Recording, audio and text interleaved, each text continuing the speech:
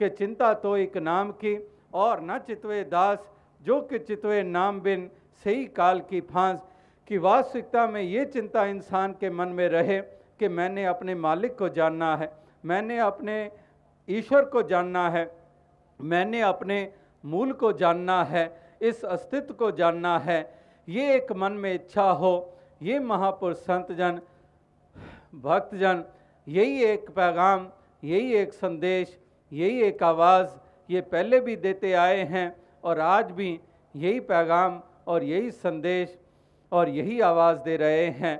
और जैसे दास ने कहा कि ऐसे अनेकों पहलुओं के ऊपर महापुरुषों संतों ने ये रोशनी डाली है, जहाँ पर इस बात की तरफ ध्यान दिलाया है और बार बार ये भी कहा है कि वास्तविकता में हमने इस परमात्मा ईश्वर, इस निराकार दातार के नगमे गाने हैं, इस हरि के नगमे गाने हैं, हमने इसकी स्तुति उठते बैठते करनी है।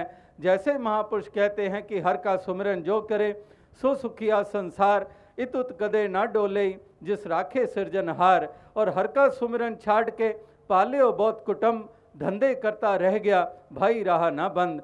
इस प्रकार से इस हरि का सुमिरन करने के लिए जैसे महापुरुष यहाँ पर बोल ही रहे हैं, कल से ही हम भोजपुरी सुन रहे हैं तो अक्सर वो सुनने को शब्द मिलते हैं कि भजन कैले राम का समैया अनमोल बा।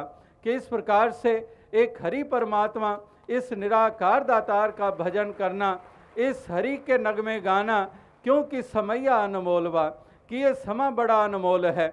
ये समा हाथ से निकल गया, फिर पुनः हाथ नहीं आने वाला है। इस प्रकार से पुनः फिर पछताए, फिर पश्चाताप ही होगा। तो ये समय हाथों से निकल गया तो फिर कुछ बनने वाला नहीं है। इसलिए महापुरुष कहते हैं कि चेतना है तो चेत ले निस्जिन में प्राणी, कि हे प्राणी, हे इंसान, ये चेत ले तो इसको, इस हरि परमात्मा निराकार के नगमे गा लें और तभी अपनी रचना को भी पवित्र कर पाएगा और अपनी मनोवृत्ति इस निराकार के साथ जोड़कर इस मन को भी पवित्र कर लेगा। क्योंकि सुमरन केवल जुबान के द्वारा नहीं, एक मन का शामिल होना जरूरी है।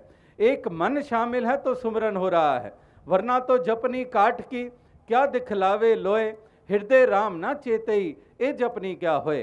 कि अगर हृदय नहीं जुड़ा हुआ है तो फिर ये जपनी काठ की है, केवल जुबान कुछ हिल रही है, कुछ शब्दों का उच्चारण हो रहा है।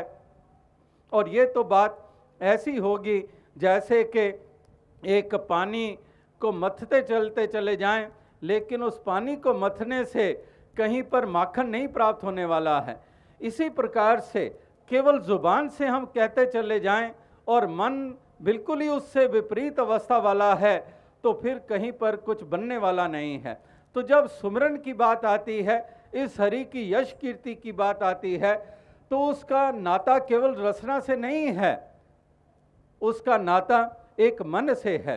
इसलिए कहते हैं कि एक हरि का सुमरन, इस परमात्मा का सुमरन, इसलिए कहते हैं कि एक जपनी काठ की क्या दिखलावे लोए, हृदय राम ना चेतई ये जपनी क्या होए। कि हृदय करके हम इस प्रभु परमात्मा, इस निराकार, इस दातार का सुमरन करें, इस ईश्वर का गुणगान करें। और मन को अगर एहसास हो गया, मन अगर एहसास में है तो इसका सुमरन हो रहा है। चाहे वो शब्द के द्वारा, जुबान के द्वारा इस परमात्मा का नाम नहीं लिया गया है, लेकिन एहसास बना हुआ है। एहसास है तो सुमरन हो रहा है। और दूसरी तरफ जुबान तो है, जुबान तो कह रही है, लेकिन मन कहीं और लगा हुआ है।